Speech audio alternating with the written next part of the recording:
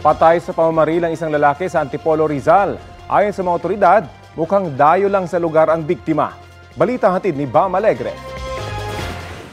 Sa kuha ng CCTV ng Barangay San Jose, Antipolo City, pasado alas 9 ng umaga nitong Martes, makikita ang mabilis na patakbo ng motorcycle riding in tandem na ito.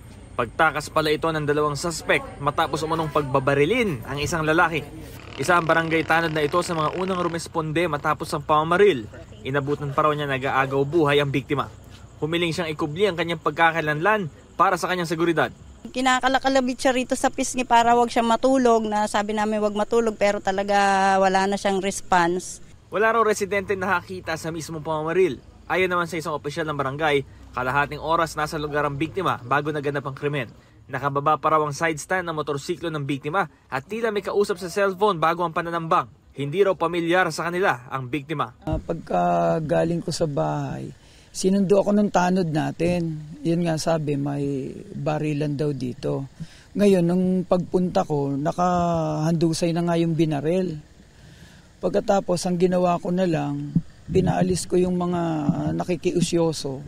Blanco pa ang Antipolo City Police sa motibo ng pamamaslang at pagkakakilanlan ng riding in tandem. Hindi muna sila nagpaunlak ng panayam. Bam Alegre, nagbabalita para sa GMA Integrated News.